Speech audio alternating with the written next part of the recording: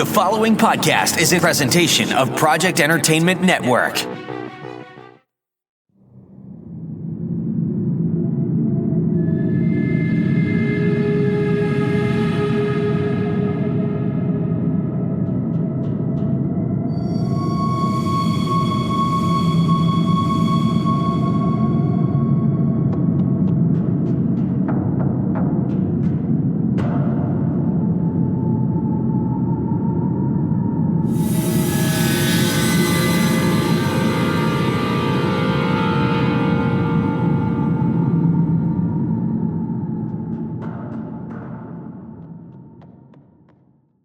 Hello, welcome to Staring Into the Abyss. I'm your host, Scott Kemper.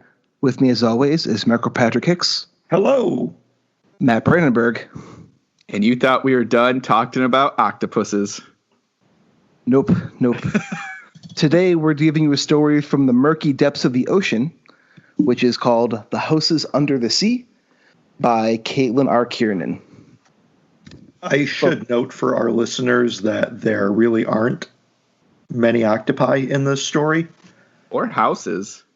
Yeah, that's true. There weren't a lot of houses. There was the sea. There was the sea. There was a suicide cult. Yeah.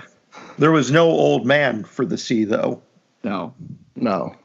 And no Willem Dafoe. No. So there is like a short paragraph that could have been delivered by Willem Dafoe.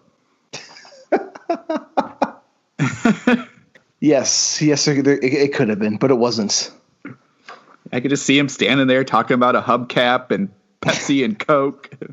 Lobsters. Spill your beans. Why'd you spill your beans? Oh, man. I need to watch that again. The cockle shells. I'm something of a scientist myself. Wait, which one is that? Spider-Man? Yes. There we go. The rest of this is just Willem Dafoe quotes. Yes. Yeah, this is going to be a Willem Dafoe fan fest all of a sudden. We're flipping the script. There was a firefight. You guys ever see the movie Antichrist? Oh, wait, no. That's one where he has sex with a tree. Yeah, and he gets his dick ripped off. Ouch. Yeah, his wife jerks him off so much he comes blood. It's like a Cannibal Corpse song. Wow, that's intense.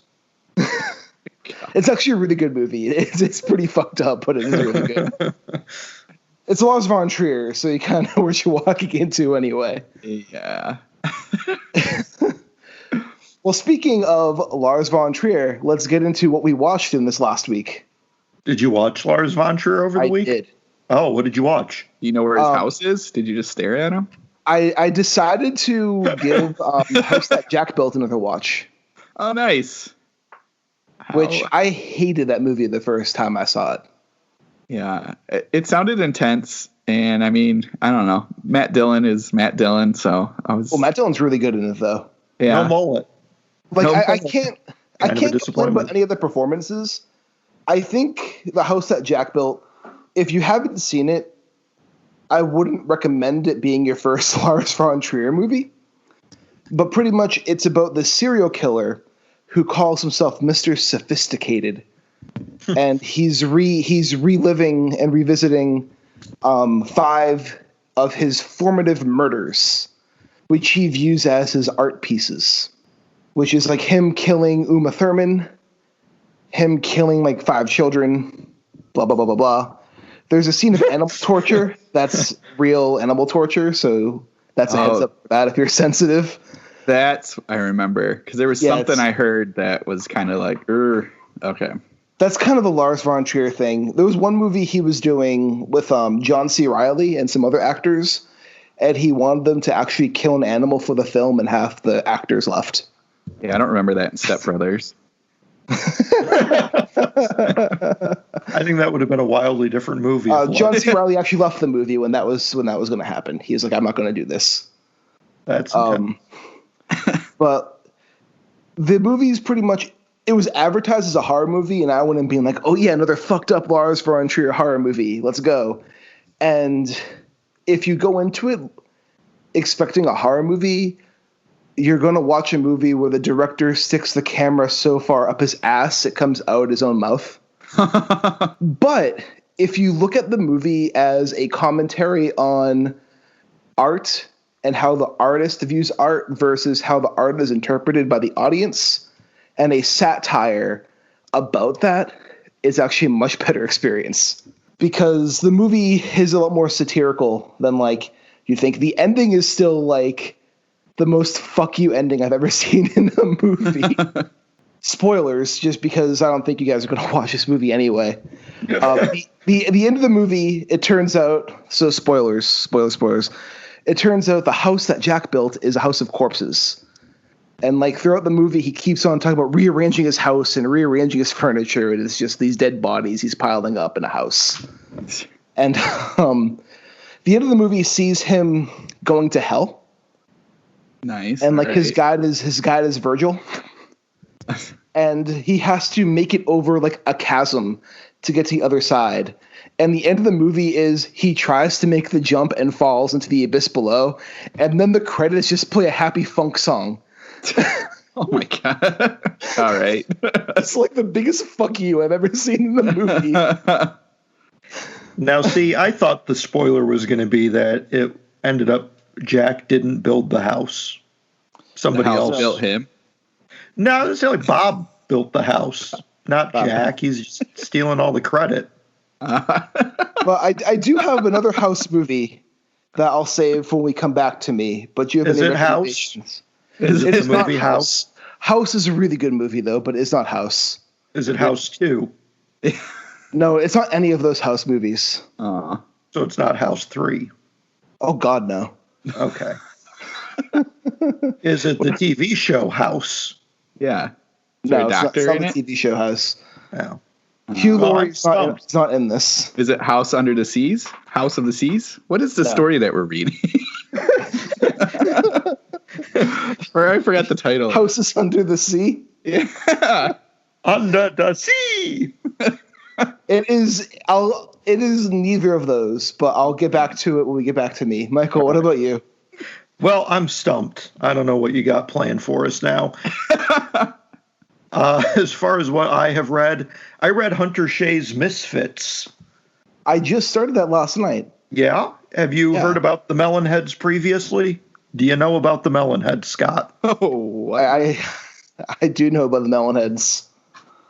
Matt, do you know about the Melonheads? Nope. All right, well, let me tell you about the Melonheads for a minute. It is an urban legend. Apparently, Michigan has Melonheads, which I didn't know about until I was doing a bit of research on this book and Hunter Shea's inspirations for it.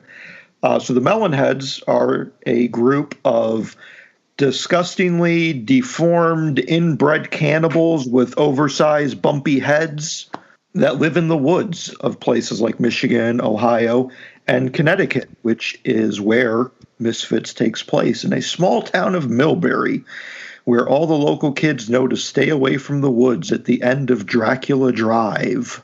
Oh, God.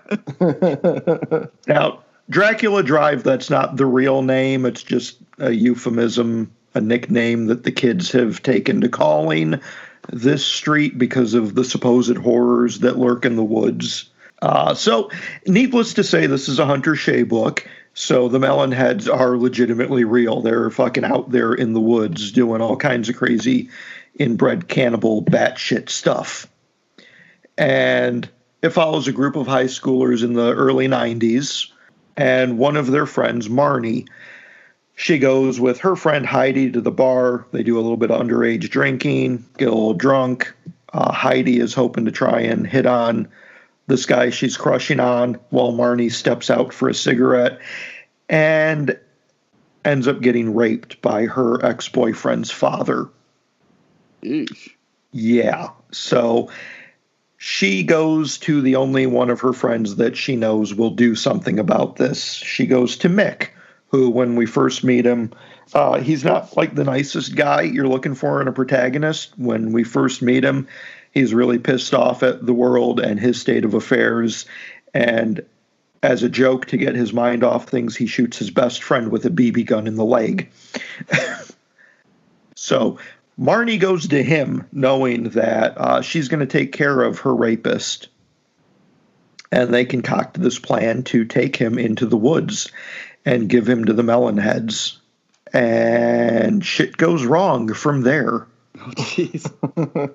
Like, this plan does not work out the way they had hoped for.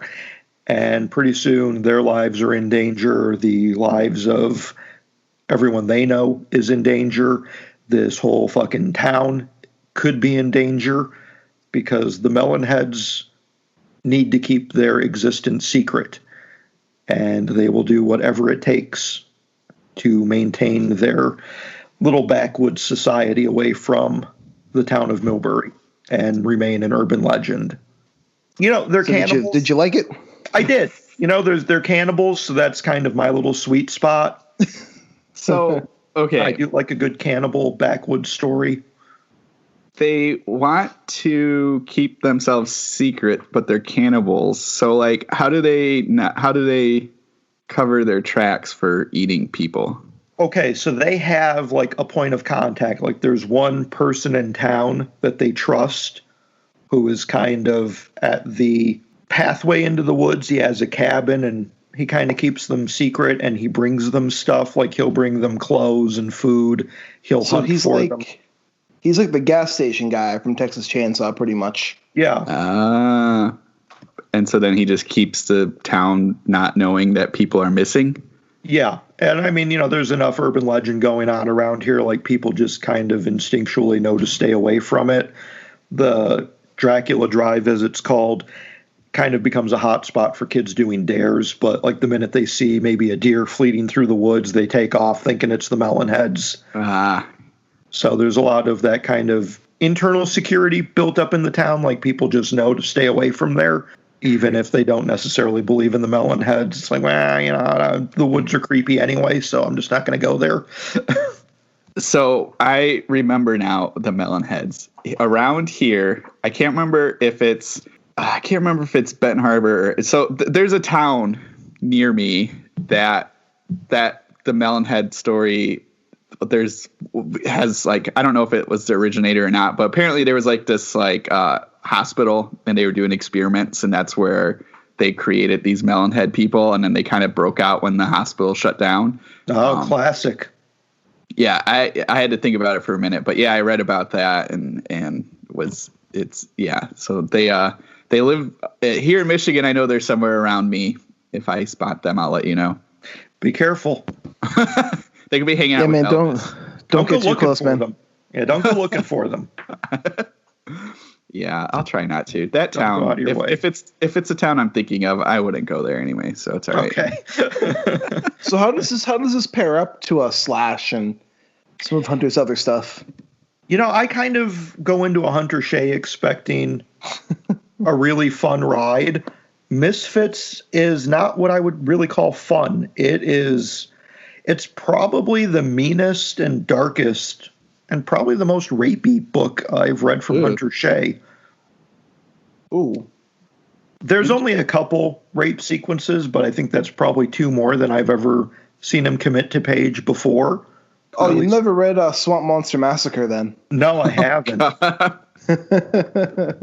I haven't, but I could just picture stuff. So. No, that one's my cue. I got to get to that one and Antarctic Ice Beasts, which is Swamp Monster Massacre is pretty rapey. Is it? Okay. Well, I'll brace myself for that. There were definitely a couple scenes in Misfits that left me pretty uncomfortable. He gets a bit in touch with his inner Jack Ketchum with Misfits. There are definitely some gut punches that took me off guard. It's a good book. He's a hell of a writer. When he's on his roll, you can't help but follow him because he's able to craft like a batshit insane and entertaining story. Oh yeah, but he'll also humanize it at the same time. Yeah, I think that's definitely a lot of humanizing going on in this one. What I did like, I mean, yeah, Marnie gets raped, but she's not a victim, even though she has been victimized. She kind of instigates this whole revenge thing, and it doesn't end well for anybody. But she kind of commandeers this whole situation. So, I mean, it does give her a bit of agency. She does kind of put herself out there while she's also dealing with physical and mental trauma from all of it. She's a really potent character, I thought. To answer your question, Scott, as to how it stacks up, it's kind of the seriousness of a book like Creature or We Are Always Watching, and he takes that kind of tone and mashes it up with the typical hardcore monster horror that we know him for. So it's like the best of both worlds for Hunter Shea then. Yeah. But like I said, definitely not a fun read. It is pretty serious and it is really dark. Because I really like Creature, and I really like when Hunter Shea is able to like commit to that like serious story. And Creature's a fucking gut punch. Yeah. I mean, if you're going into Misfits expecting it's going to be kind of like one of the mail order massacre books, fucking brace yourself, because or the one size eats all trilogy. Yeah, this is not. Tonally, it's the exact opposite. I mean, you're going to get similar amounts of bloodshed, but not as a fun B-movie kind of riff. You know, this one is kind of like serious as a heart attack kind of tone. The melon heads are not to be trifled with. Well, hopefully I can finish it this week then. I hope so. Check back with us. Will do. And anything you recommend from last week, Matt? So, yeah, last week was a last week was a crazy week for me. I did finish Murmur, which we had talked a bit about last week. I liked it a lot. I think it's funny because after our recording, I was thinking about it. I was like, man, I don't know if I made any sense at all. I think I was. If it makes you feel any better, Matt, we think that about every episode.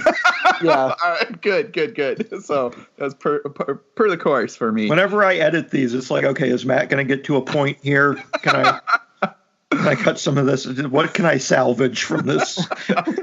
I feel free, you know, especially last week's one. Yeah, I was not, my game was a little off last week, but I did finish Murmur, and I enjoyed it a lot.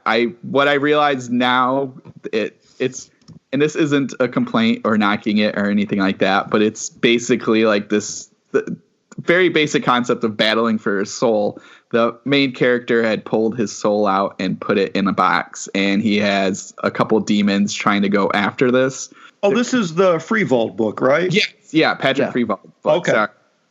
Yeah, he there's a lot of flash and a lot of stuff, other stuff happening, but once I kind of boiled it down, it's this character. He pulled his soul out while calling a demon, and now a couple demons want this soul. And once you get kind of past that, all the other stuff is fun. Like I think I was describing it last week, lots of crazy hell-ish demon things and bodies dripping. There's this giant demon that floats over New York, and it's just this massive thing. It's got these horns, and hanging from the horns are all these like sinners, and they're all still alive. And they're like clawing at the rope around their neck. And so like, just to kind of give you that scale, I mean, he's got hundreds of them hanging from his horns. And so that, I thought that was a pretty slick visual. And there's some serial killer stuff in it too, just, you know, to throw it in there for fun. Nice. But yeah, so that one, this week I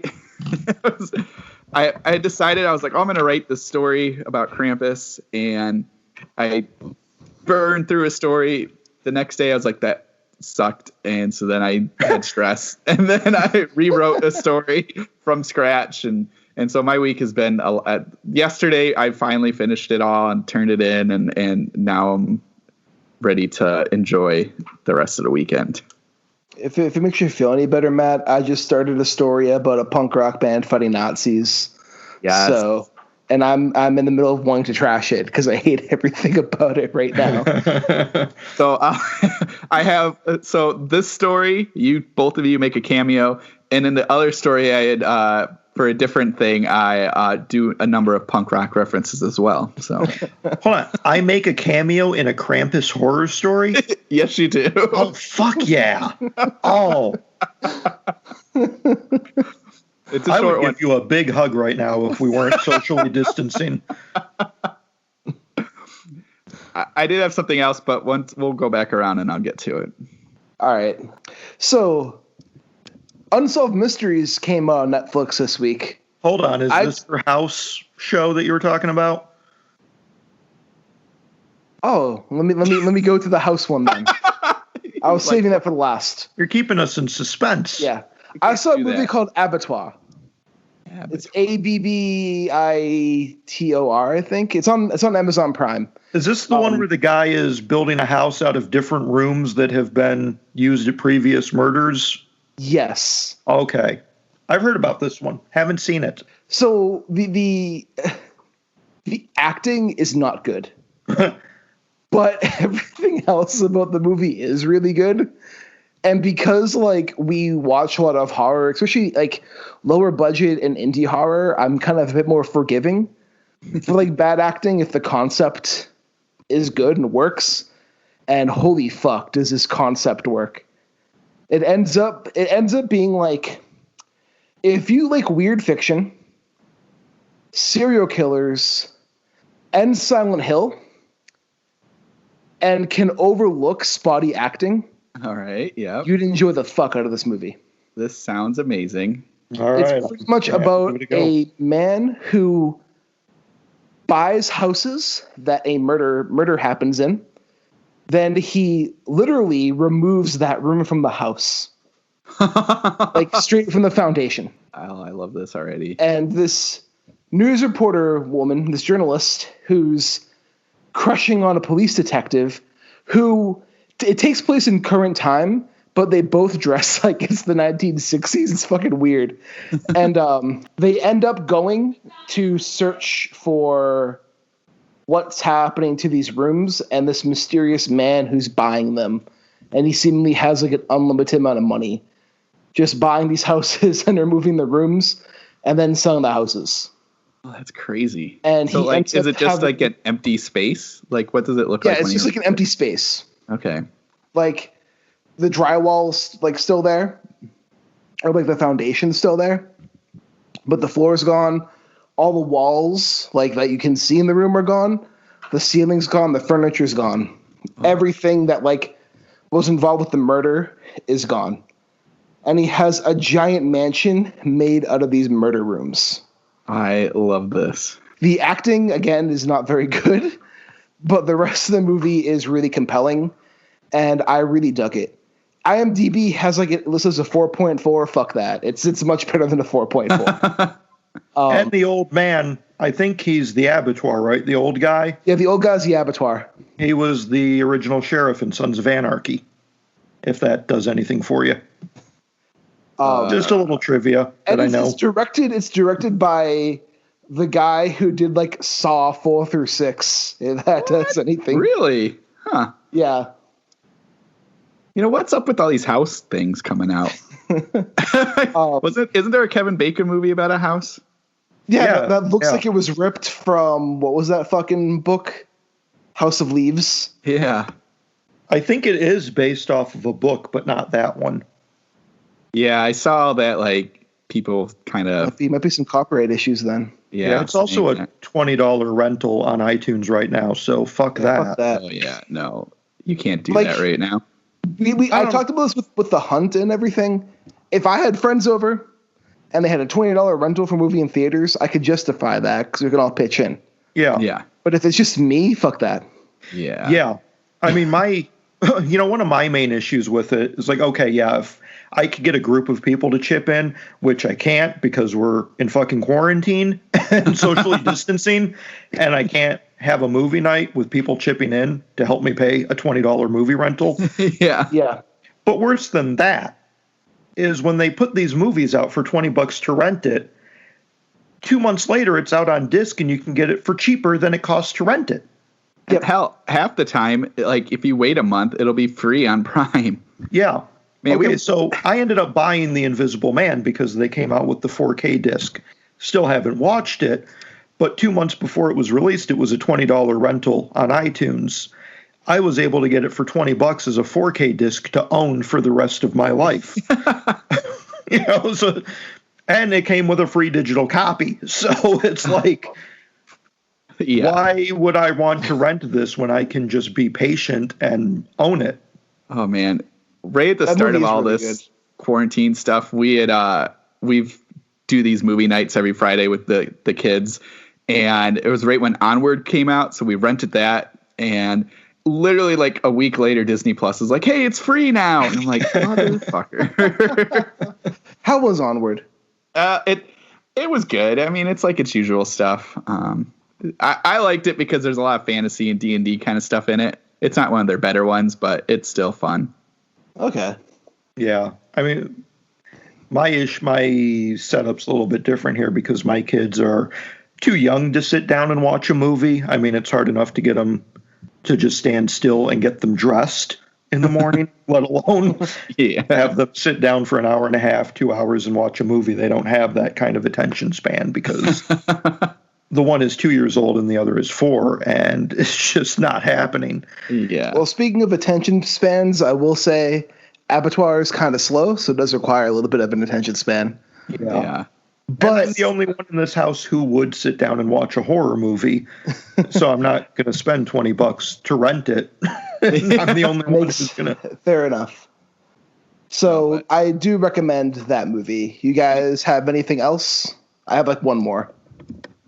Nothing on my end. Matt? I do, and it's really funny because so before, for everyone listening, before this podcast episode, we were lamenting Star Wars and stuff like that. Well, Mike, I saw your review on this when I started reading it, but I started reading Alphabet Squadron. Let me know how that is, because I don't remember anything about it. Well, according to your review, you did not. You were half and half on it. Okay. I know they came out with the new one, and I'm tempted to get it, but it's like, well, if I get this, I had to sit through the first one again because I listened to it on Audible, and it just didn't click for me. I don't know what was going on. I got to give that one another listen before I'm checking out the second one. Continue. I'm sorry. No worries. I'm not super far in it. So I've read a couple of these newer ones that they've been putting out, and I'm enjoying them, but man, they are long. I don't know if they need to be 300 to 500 pages story because it's, it's a fun Star Wars book. I don't need to be in the world for like a week. The joys of writing to a contracted length. Right, exactly. But I'm enjoying it. It's fun. It's a fun little, like, it's right after Return of the Jedi, and it's, a ragtag group trying to get together while the Empire is just burning everything. Which I really like that concept, and I think that would be a really cool movie to see. I mean, they kind of cover it in Force Awakens, and I'm sure it's in one of the TV shows that they have out, but just the concept of the Empire, like, knowing that they're done, so all they're going to do is go to every planet and just bomb the hell out of the planets just for the sake of doing it. They're doing like suicide runs, and yeah, they're just like, we don't care, so we're just going to kill everything we can. I think that would be really fun to see on the big screen. Yeah, kind of a scorched earth policy that they're enacting, but scorched universe. Yeah, exactly. And there's no Death Star, at least where I'm at yet. They make some reference. Like, how many more Death Stars do we need? At least 3. So they're just going in their little Star Destroyers and just sitting above planets, just lighting it up. So I thought that's kind of fun. Not what you typically kind of see in Star Wars. That was the same for Phasma, which I don't even know if I ever talked about that one. That one's cool because it's like got a total Mad Max vibe to it. I want like the really grungy kind of John Wick style Star Wars where it's like you killed my father who was working on the Death Star he was just a contractor. And you fucking blew him up, and I'm going to take revenge on all you fucking Jedi. Disney would be down with that. I think they need to become I think we need to do like a Miramax Lucasfilm joint. And they need like a Disney dark line and just go hardcore. I mean, if Trump wins again, I think we can probably go the route of the Rebel Alliance being Antifa terrorists. Yeah. Yeah. And the Imperials are really the good guys, and we need that story of somebody trying to seek vengeance for all the Imperial deaths. Because you blew up my janitor daddy on the Death Star and my dog, and I'm coming after you, Luke. I'm gonna get you. So it sounds like this would make a really good movie. Religious terrorist nut job. It sounds like this would make a really good movie, but kind of a meh book. Yeah. Is that how it seems like it is? I mean, so far it's fun. Like the problem, what I'm seeing and what I've read too, review-wise, not even just besides Mike's view that he doesn't remember. I mean, it's a 14-hour-long book. Like I said, it's a long one. Is that we're spending a lot of time getting the group together, so you're not already with this squadron of ships going around shooting people. You're trying to find each one, which is fine, but I think the world has seen that enough with Marvel movies, where every Marvel movie you got to like give us this huge backstory before you get into everything. That's kind of the same here. So, which I've heard with this new one that just came out, people are saying it's more focused on the action. So anyway, it's fun. I needed a breather. Like I said, this last week was insane. So I'm sitting back reading something that won't, that is just absolute fluff and perfect for the summer. The sequel you're saying you're hearing is better than Alphabet Squadron? So far, I mean, like, it's only been a couple reviews, and the reviews I've seen are just straight from not the insane Star Wars fans, but Star Wars fans. So the normal people. Not the psychos. Okay. Not the ones that drove Kelly Tran off social media and want to kill her babies that she will eventually have, I'm sure. Exactly. Not the ones that would blame the paper being printed and attack the people who made the actual paper because there was something bad in this book. You printed the script for The Last Jedi. I'm going to burn this factory down. You created the ink that goes onto this page, so You're really your fault. You enabled this. Yeah. Not those people. So. All right. Well, you know what? I downloaded this Audible copy again. I'll give it another listen at some point. Yeah, I don't know. Maybe you need to put it on super speed because it's going by pretty quick. Reading it wise, it goes a lot faster than maybe listening to somebody read it. I don't know. Well, I don't know. That's I'm gonna give it another shot. Yeah, because the concept does give me. I do like the concept of it. Yeah. I will say I haven't read a Disney Star Wars book I like, but let me know if this one's worth checking out. Yeah, I'll keep you posted. The last one I read was the Thrawn book because I really like the Thrawn story arc of the old Star Wars novels. Yeah. And this one was fucking garbage. It was really bad. Yeah, it doesn't hold a candle at all to the original Thrawn. Not at all. So no. I kind of tuned out the Disney stuff after that. And that's fair. I think that's definitely fair. It's not for you. That's okay. But that being said, you know what is for me? House. Ju-On, the origin. Oh, Ju-On. Yes. Houses, yes. So, movies with houses. Unsolved Mysteries came on Netflix, and instead of watching that, I watched Ju-On, the origin, which apparently... I was wondering how you were going to tie that in. Well, I didn't even know that was going to be a thing until Gemma Files posted about it. Yeah, I didn't know anything about this. I saw the announcement months ago, and then I forgot about it. And then it was like July 3rd, and I was like, oh, Ju-On the Origin came out today. So Ju-On, for the American audiences, that's, if I remember correctly, The Grudge?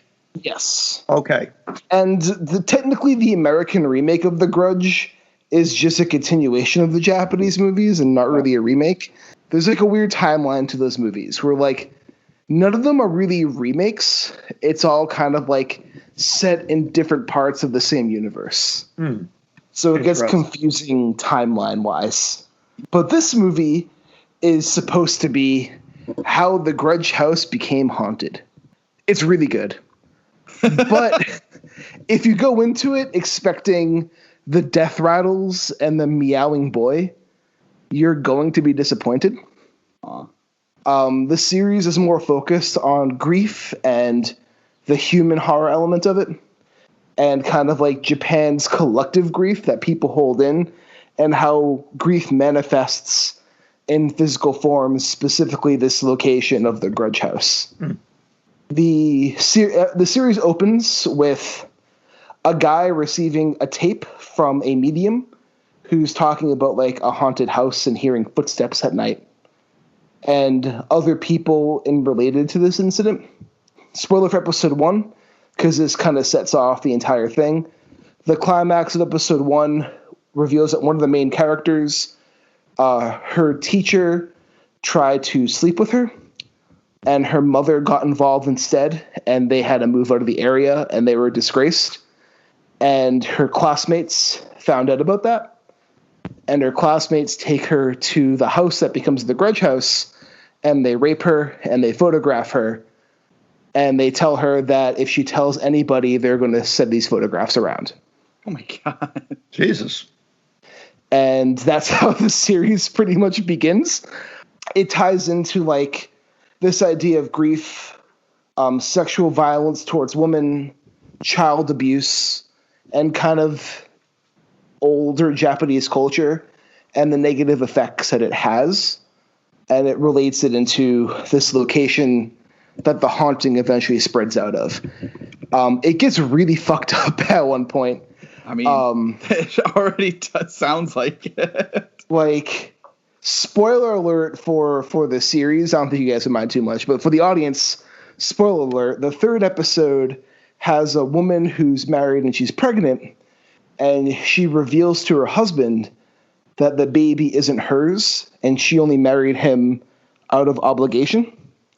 Because wait, she isn't his or isn't hers? Isn't his. I'm sorry. Okay. I was like, and she only married him out of like obligation.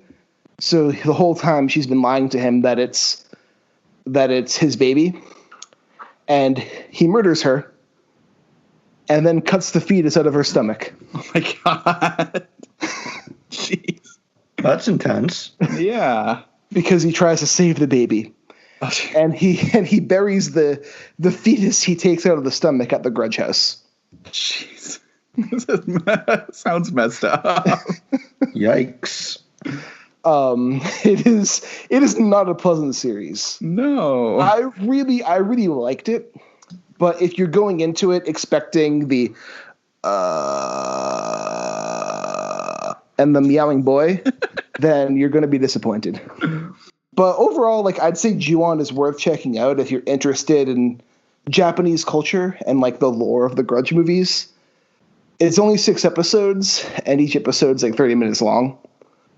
And there might be a season 2 because it kind of ends on a cliffhanger. Is it made by the same people who made the like original Ju-on stuff? It's the same production company, I believe, but it's a different director and writer.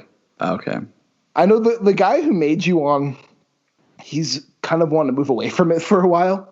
Yeah. Because that was like, Ju-on was his thing. Like, even his like short films were Ju-on prequels. And like everything he did was tied into Ju-on for a while. Then he did the American remake of The Grudge. So like, I'm pretty sure he's been wanting to move on from it for a while. But it's also such like a prevalent like horror franchise in Japan. It's kind of like their Halloween or like their Friday the 13th. And so it's cool to see someone else kind of like recontextualizing The Grudge. Because before, all it was just a jealous husband killed his wife and son in a rage. And because of the anger and sadness of their death, their spirits haunt this building. And every time people enter it, they get haunted by the vengeful spirits and die. But this is going like, hey, other stuff's happening too. Huh. And there's also this interesting thing where each episode, characters have like TVs on, and all the news is just reporting like suicides and murders all throughout Japan. So it kind of like builds up this idea of like collective grief and stuff. It's really well done. Interesting. I might watch this. I don't know. I will say that the only episode that deals with rape is the first episode. Well, that's good. And the beginning of the second episode, because the first episode ends where the second episode begins. But that's kind of it for the rape stuff. But yeah, that's Ju-on. I'm ready to dive into the ocean if you are ready to dive into the ocean. Always. Yeah, let's go for a swim. All right, so today we're talking about Houses Under the Sea. Full spoilers. Yes. So my question right now is, when did you guys first hear about Jakova Angevine? Picture it. Sicily, 1927. I skimmed through it again this morning, and I realized, so when the author or the writer in the story talks about what's her name's dad, Jakova's dad, and his the mystery writer. Yes, and like at one of the little excerpts is all about like, well, I gotta, I can't tell a story not at the beginning, and I gotta tell you all this other stuff, and that's when it clicked, like what this whole story was, because like it's a long story and there's a lot of random stuff happening in it, and it wasn't until this morning when I reread that thing I was like, oh, that's what she was going for. Like she was explaining why she was telling us about all this really random crap that we don't really like, adds flavor to the story, but we don't need it, but it's there because this is the whole story. Yeah. And I was like, okay, that makes more sense. Because like, what do I care that the main character was eating, raw whatever shrimp and lobster while sitting at a restaurant, or like there's a couple, or like what the garbage was in the alley in front of this warehouse. And I was like, well, this is just them trying to tell the whole story. But Matt, there was a hubcap. There was a hubcap. That line, and it's literally like this whole paragraph about all the crap that they're finding in this alley, and it's like 4 words. There was a hubcap is the end of this paragraph, and I'm like, what is happening? So before we get into what happens in the story, besides there being a hubcap and a mystery writer, you've read Carolyn R. Kiernan before, right, Mike? Yes. Isn't it Caitlin? Caitlin, yes. Not Carol. I had a brain fart. Caitlin R. Kiernan. Caitlin R. Kiernan. Yeah, I read a few of her short stories, I think is what originally turned me on. And then she did, and I'm going to fucking, as usual, forget the name of these books that she did for Was Tor. Was it the Tor novellas that she did? Like Black Helicopters and Agents of Dreamland? Yes, exactly. Those are really good. I only read the first one, but I have got to get to the next 2 quick, because I need to get caught up with that series. But yeah, fantastic stuff. As you know, I do have certain sweet spots in horror that I just naturally gravitate to. As we discussed earlier, I really like cannibals. I like Arctic horror. And one of the other things that I really, really, really love is sea-based horror. And this is a sea-based horror story, so naturally it fit into my regular predilections. You've got cult, you've got suicides, you got suicides in the ocean. You got people literally walking into the ocean. Yeah, there's a good bit of occult mysticism going on here, because maybe a little something at the bottom of the ocean. Yep. And I also just really like the presentation of it. Yes. We had talked a bit about like the Gemma Files story from a few episodes back with that kind of found artifact segment of the horror. This is set up in a similar fashion to that Gemma Files story, and books like House of Leaves or Night Film, where you are given a story through various extracts of other material. It's a very wandering narrative. I mean, I don't think anything in the story is in order, really. You've got to kind of... You gotta wait. Well, it's because you're kind of in the narrator's shoes, and you're waiting around the ship with the narrator as well. Yeah. And I know, like Matt said, one of the characters states that they've got to start at the beginning. And that's fine. You can start at the beginning, but they fucking jump around from beginning to middle to end to beginning, back to the middle. We're going to do a little circle around here. And then it's all over the map. It's scattershot. And frankly, I dug that. I like that little extra bit of heavy lifting that's intellectually required to kind of piece together and figure out what's going on here. And there's quite a bit. These are some deep waters we're wading into. Oh, nice. Yeah. Have you read Kiernan before, Matt? I think I've read some of her short stories, but I haven't read anything. Like, I don't own any of her stuff. So this might have been my second or third one of hers. So.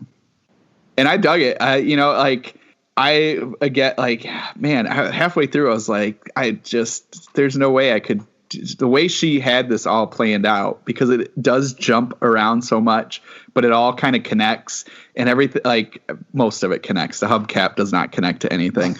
The hubcap is symbolism, Matt. For the circle that we're always in and the cover of the wheel. Look, a hubcap goes on a wheel. Okay. And Ka is a wheel. No, Ka is a wheel. See, Scott knew where I was going with this. But it's all 19. It's all 19. It's all 19. Oh no, we're all on a turtle. Ka is a turtle. But the way it's all planned out, and like, again, when we get into these excerpts from the mystery stuff, that's really when you're like, man, she has this. It would have been awesome to see like her outline for this. Like, I imagine that Charlie Day gift that's going around. The conspiracy. Yes, because I mean, it's got to be it, because she's got like just stuff tying into other stuff, and it, because it does jump around so much. But even that makes sense. At one point, there's kind of a reference of like when, like how he's waiting and how he's like kind of the mystery, and so it makes sense that every time he closes his eyes, he's transported to these other memories. And so, like, yeah, she must have had just tons of lines everywhere just to kind of make it all make sense. And the first section is it took me a minute to get into. Once you got, because it does jump around so fast and it doesn't give you a time to like capture what's happening. But then once you get into the second section, it kind of speeds through and makes a lot more sense. I think that jumbling aspect makes sense too, especially because like the main character is an alcoholic. Yeah. And their drinking problem plays a huge role in the story as it goes on. Yeah, the story is kind of one big massive DTs. Oh yeah, totally. Yeah. But like in the first section, it starts off slow, and Kiernan isn't the most accessible writer in the world. He definitely requires like more mental work than some other of the stories that we've discussed in this podcast. And once you can jump over that mental hurdle and like embrace the language of the story, it's a very rewarding story to go through. Mm-hmm. And again, like, it's that realizing that you're getting everything, because like, unless maybe either of you understand the references to the house fire or the building fires on the dock and like what they used to be, like, was that just there to be there, or did that have any reference to what was under the water? I don't know what you're talking about. And that first section when they're the buildings in the dock had burned down before. Yeah, there's like a couple buildings that burned down, and then there was one that was like it used to be like a horror house at one point, and now it's just like a restaurant. And like, we're getting all these little info, and it's I don't think it played anything into the story. I think it was just there to add flavor. Well, I think a lot of it points toward the long history of Jakova. She is a bit more than she seems to be. There are a few references here over the course of the story. There's the rover, this water rover that had been destroyed, but had captured images of a statue at the bottom of the ocean that bore a remarkable resemblance to Jakova and Javine. Yeah.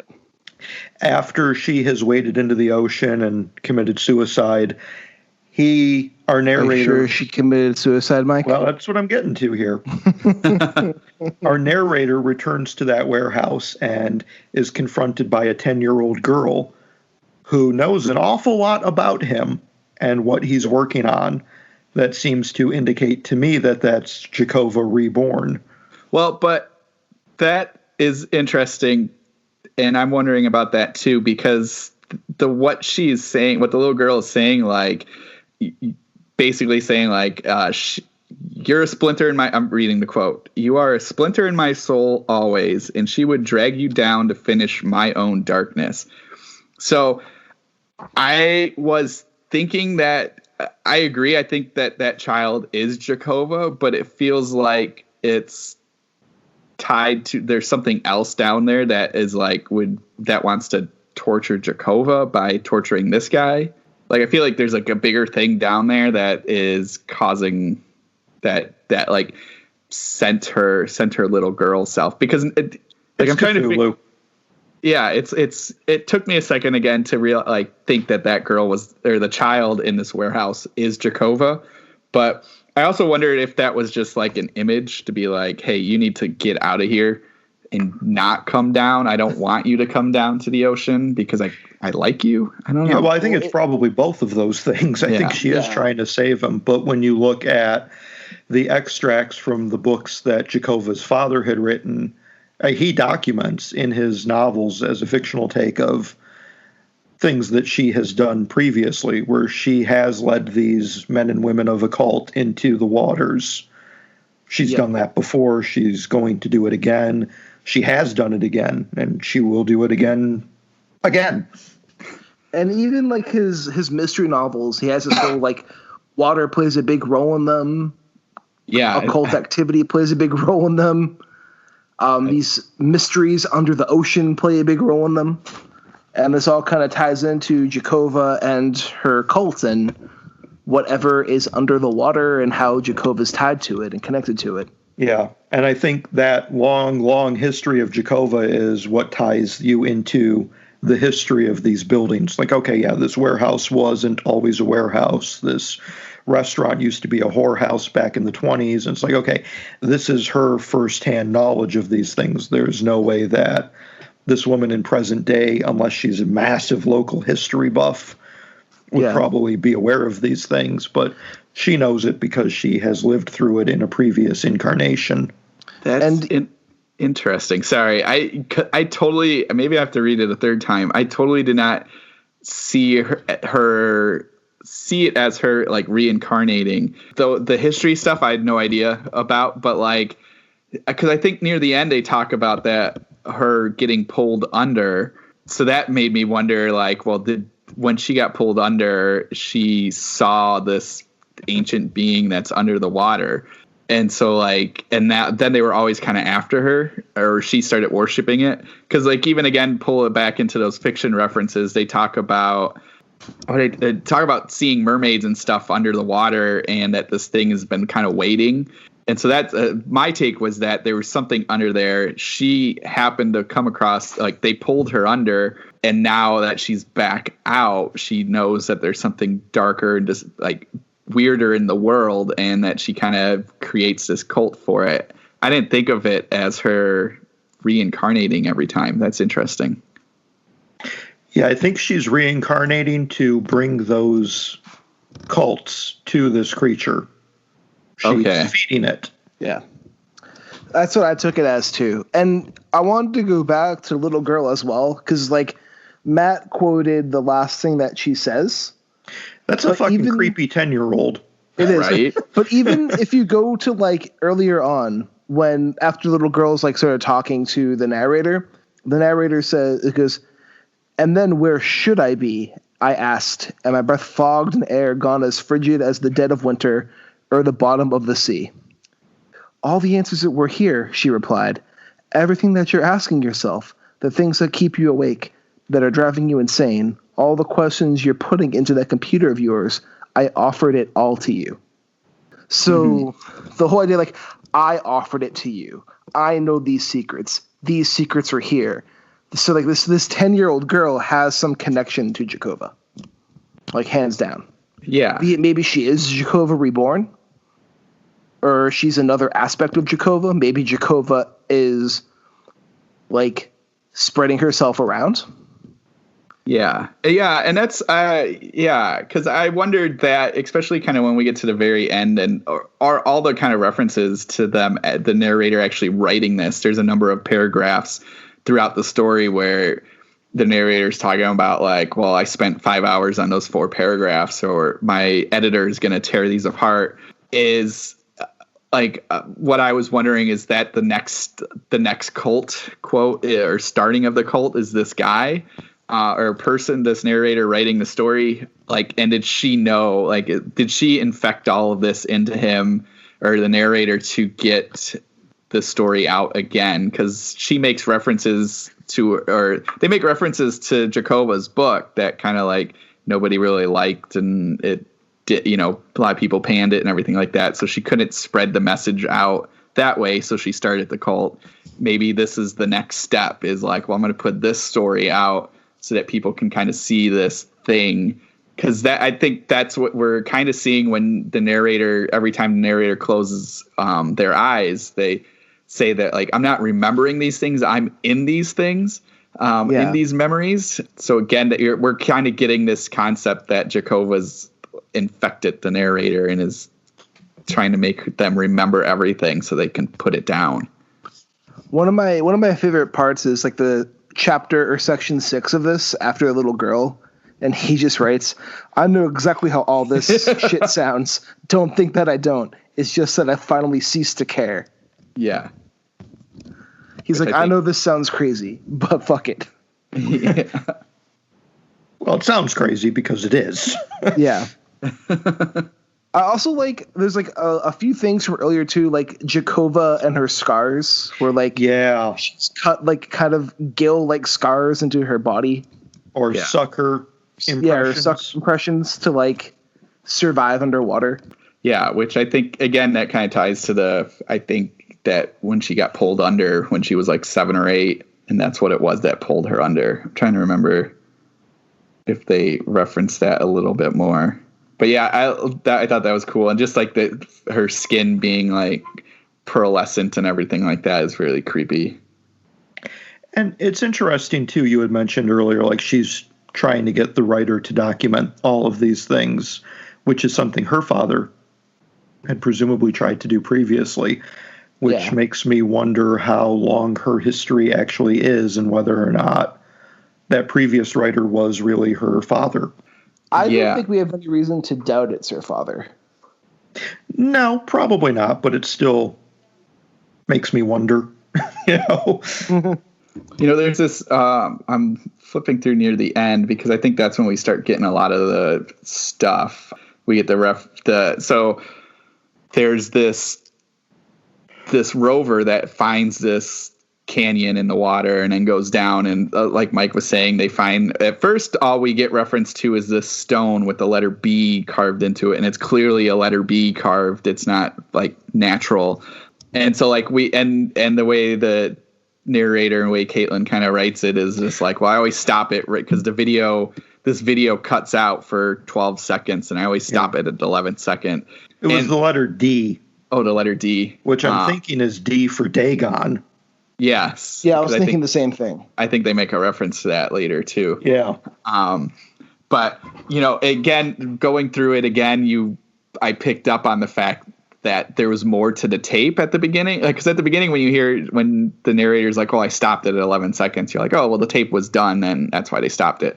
But near the end of the story, we realized that there was more, and so that's when you kind of see what we know is Jakova, and then it's cool because at the end of that, the narrator's like, well, this was the day before Jakova walked into the water. And so you're like, shit, she's under there. But anyway, where is this line? Yeah. So there's a line when they're talking about, I think Jakova's, Jacova and the narrator, because Jacova has this warehouse, and the warehouse is where they're doing all these weird cult stuff. And the narrator's kind of watching it, kind of like, this is insane. But then there's this whole little paragraph about we can't remember where it began. You know, of course, we can't remember because they don't want us to even try. They're afraid, and in their fear, they cling desperately to the darkness of their ignorance. So I think this is maybe where I started thinking that this is how Jacova wanted the narrator to tell the stories, because they want people to remember. Jacova wants the world to know that something happened before the garden. And before, like, you know, there was something before we came to being, that us as humans. And so I think that's Jacova pushing into the narrator, like, hey, you got to tell everyone so they remember what's happening. Prehistoric fish gods. Yeah. Fuck yeah. Hell yeah. It's interesting that we think, because they talk about her drowning and getting pulled under. And then there's references in the 3 excerpts from the dad's story about mermaids and throwing coins in the water to get the mermaids to come up and give them fish. I also love like the end of the story when like his bosses for the article that he's writing are interviewing him. Yeah. About everything, and he's like, I can't even answer these questions. It's like, I have no fucking idea. Yeah. But I just love like the whole like mysterious atmosphere of the story, and the fact that it's like Jacova might be gone, but she's not gone. Yeah. And like her presence has affected everybody who was ever involved with it. Yeah. And even what he's writing is spreading her influence even more. So it's just like, she's taken on a new Pokemon form. She has become Mewtwo. Yeah. And there's a couple little tiny lines that I think are super powerful in this. And one is the narrator talks about ghosts and how Jacova's a ghost for the narrator, and ghosts never forget. And I thought that was interesting, because then it shows at least what we're getting is that Jacova hasn't forgotten about the narrator and is haunting the narrator. And then there's also the story about, or a line about a stone, and if you draw a circle around it, that stone instantly becomes a mystery. And like the last line is that Jacova drew a circle around the narrator. Yes. So I think, you know, that, which kind of leads us into like, well, what's happening and who's what and everything like that. Yeah, like the last paragraph when it says, she wraps, I should do the whole thing. I close my eyes. Oh God, I've closed my eyes. She wraps her strong, suntanned arms tightly around me. It takes me down, down, down, like the lifeless body of a child caught in undertow. And I'd go with her. Like a flash I'd go, if this were anything more than a dream, anything more than an infidel's sour regret, anything more than 11,000 words cast like a handful of sand across the face of the ocean. I would go with her because like a stone that has become an incarnation of mystery, she has drawn a circle around me. Which just leads to lots of questions. Because, like, did she want him to go? And did he not go because he didn't believe everything? I don't think she wanted him to go, because this is just my interpretation. Something happened to Jacova when she was a child. Yeah. When she got sucked under the undertow, or people say it's the undertow, but she saw a creature grabbing her and castles under the sea and this long lost like sea life civilization that she dedicated the rest of her life to like following. And I think that she sees our narrator, or saw our narrator, as a way to continue to spread her message. Yeah. So like she kept him out of the cult stuff, and so that way for him it was all a surprise. That left this mystery around him, which would make him then write about it and spread her story to more people, which can get more people interested in her, which will then bring more people to that spot in the ocean, which will keep this underground or underwater civilization thriving. I think that makes sense. Especially like there's that line in the story where like they see her face reflected in the ocean floor. Mm-hmm. Like she's one with the ocean, one with the society. There's a lot happening in this, and it's pretty awesome.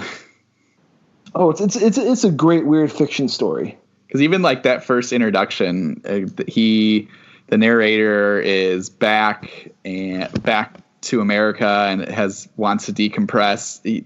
The narrator's a journalist. It took a second to realize that they were journalists because just some of the references, I was like, well, this is some like hitman or something like that. But no, definitely a journalist.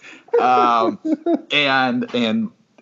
so already we kind of know that this person tells stories, and then the narrator wants to go to the aquarium to calm down, and she's there and she like pats and smiles at him. And according to the narrator, that like they've known each other this whole time, which I think is kind of creepy when you start getting deeper into it, because again, it goes into those memories and like, did the narrator, was that an actual, like, did she actually smile at the narrator that first time like they knew each other? Or is Jakova playing with the dreams to make it seem like they knew each other right from the start? I think Jakova's playing with the dreams a little bit.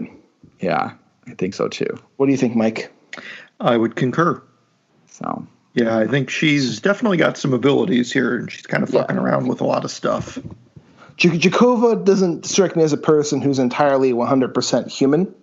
Yeah. She has definitely been touched and changed and has powers that we don't know.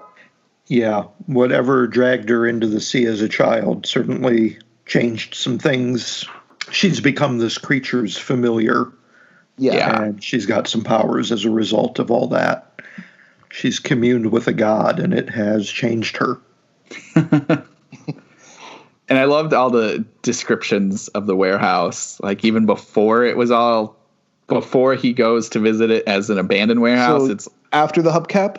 Yes, after the hubcap. The floor, the intricate drawings on the floor of like sea creatures reaching to this dark sun, and then this like creepy Hydra statue octopus thing. Hail Hydra. Hail Hydra. Hail Hydra. Oh man. Yeah, all of that is super cool. And yeah, again, it's just like there's so many lines, so many strings tying everything together. It's definitely a story you can like keep digging into and finding something new. Yeah, for sure. Yeah. I think I need to read this one again. This was my third time reading it, and I still found new things reading it. Yeah, it's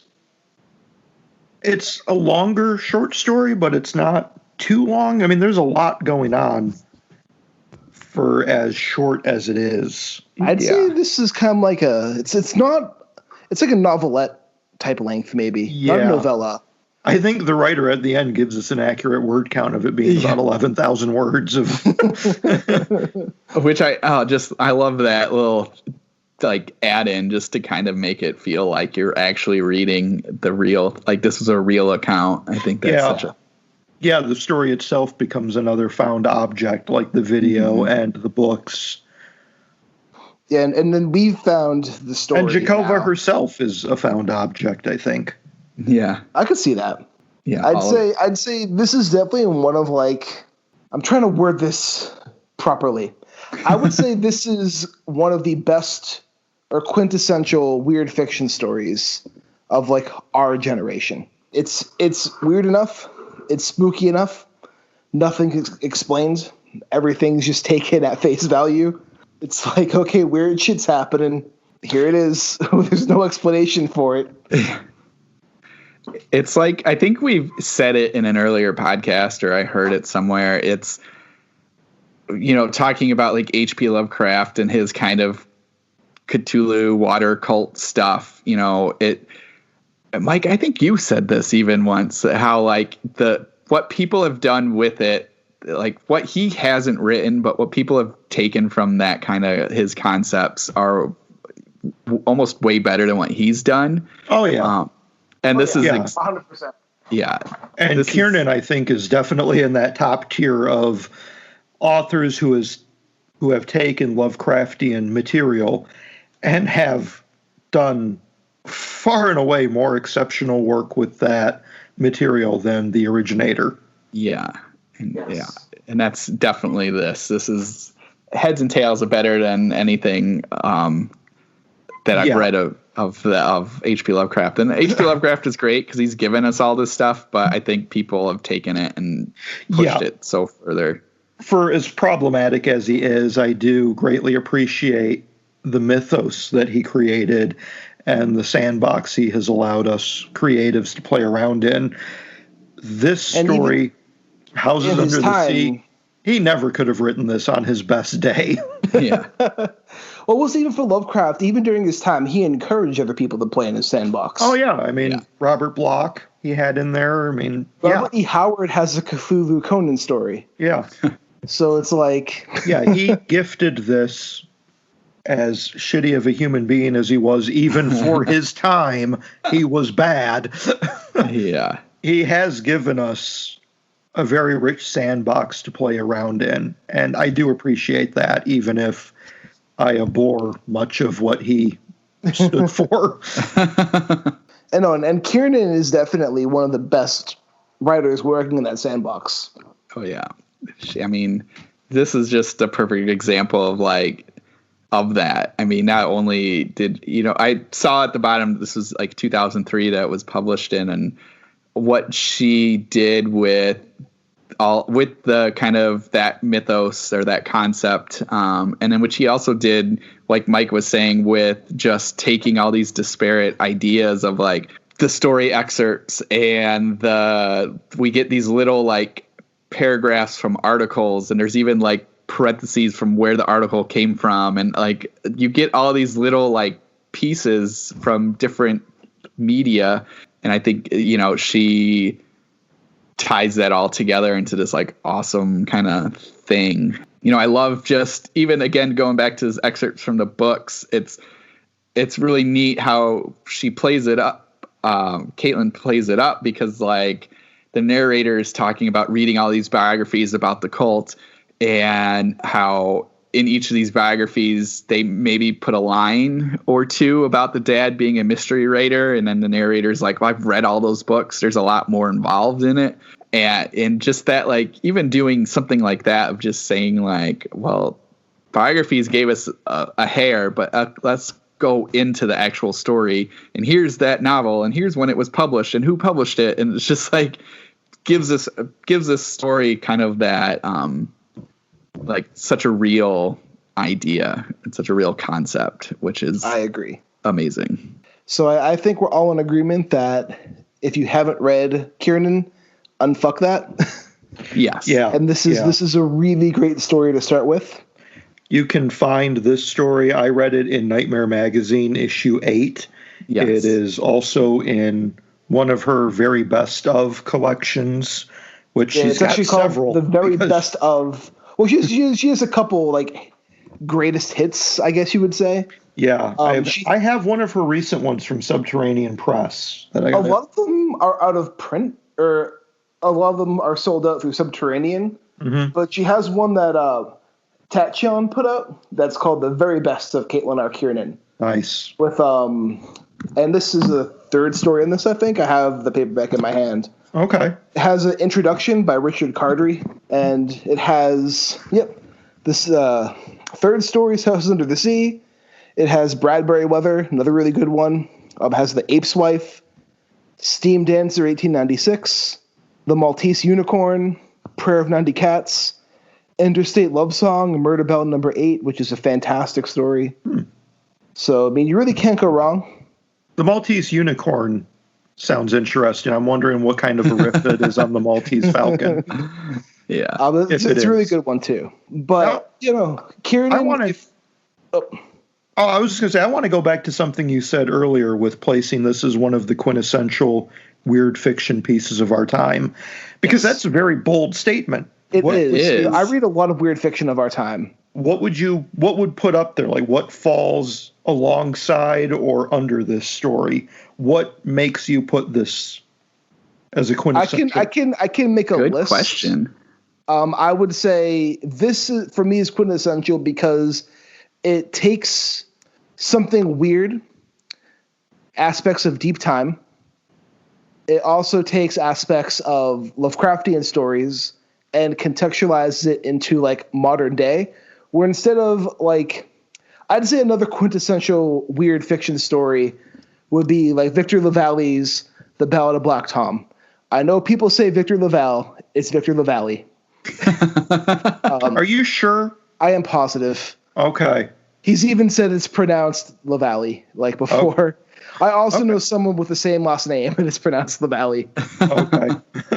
But The Ballad of Black Tom, I also consider it a quintessential weird story of our time. If you haven't read it, I strongly recommend it. It's that fucking one's amazing. a fucking masterpiece. But I think what separates this from that is a lot of these, and even like Peter Rawlik, who I think is doing really great work. A lot of people, when they are writing Lovecraftian stories or weird fiction stories or Lovecraft riffs, they're writing it set in Lovecraft's time. I see that a lot. Instead of doing that, Kiernan has taken a story that could have been written in Lovecraft's time, but modernizes it. Oh, yeah. Her Agents of Dreamland, which I think is like present day and post-apocalyptic. Yeah. Oh, Agents of Dreamland, when she brings in, what was it, the fungi from... Yeah. Oh, it's so good.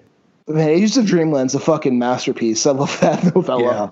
I think I got to read that one again and go through the next two books because I got a hankering now. I'm hankering for some more of Caitlin's work. She is a phenomenal author, and I have not read enough of her stuff. And I think even if I had read all of it, it still would not be enough. I will say for those of you who listen to our podcast and are more like fans of straight horror, Caitlin R. Kiernan definitely veers a bit more into the weird. Yes. So be prepared for that aspect of it. Yeah. That was definitely one of the hallmarks I recall from Agents of Dreamland is that it's weird and it's scattershot. Much like this story, you really have to – it is a labor to kind of read it and figure out where the timeline. What was it? There's like a few parts of Agents of Dreamland where it's in like a foreign language. I think it's Agents of Dreamland or Black Helicopters. But she wrote some of it in like French. And it's just like that's awesome. And it's just like, oh well, now I gotta translate this into English to understand. She does not make it easy for the reader, which I like being challenged in that way because it gives you an intellectual. You gotta exercise your intellectual muscles. Oh yeah, yeah.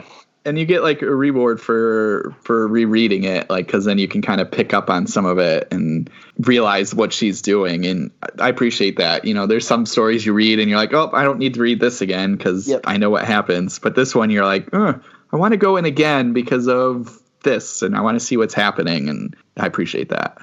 As you said earlier, you want to see her outlines for the story. I want to see her outlines for everything that she does.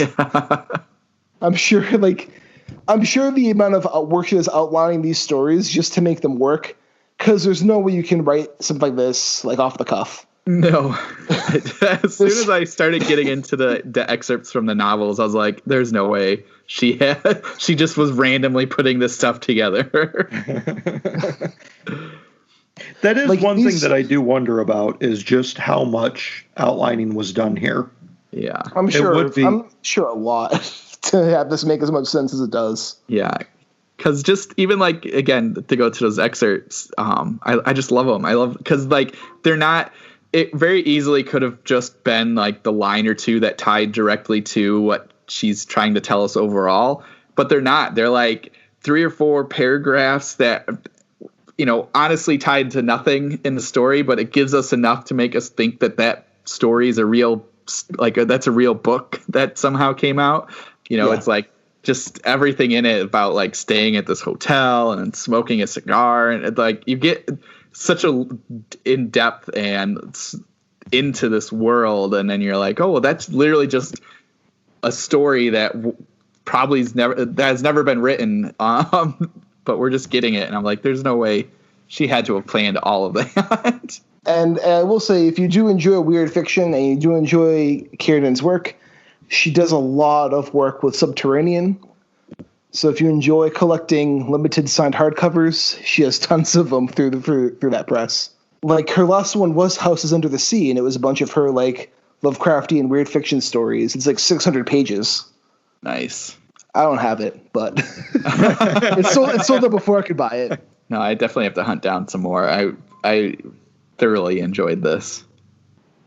I know Subterranean, it's on pre-order now, I think, but they're doing like a second collection of her Alabaster short stories, which is like her kind of like dark fantasy character who's like this super pale human who gets involved in these dark mysteries in modern day. Yeah, I think the one that I ordered from Subterranean is story collection Houses Under the Sea, which is her collection of mythos tales. It's a bulky collection. Yeah, it's like 600-700 pages. Maybe it's like 500. Crikey. She's a fantastic writer. Yeah, she really is. I'm really glad you both enjoyed this story because it's one of my favorites. Yeah. I'm always happy to read more from Caitlin. Next week, we're doing something a bit different. Yeah. Let's tell our listeners what we're going to be doing next week. So we have Daniel Barnett. So you can do what I'm going to do.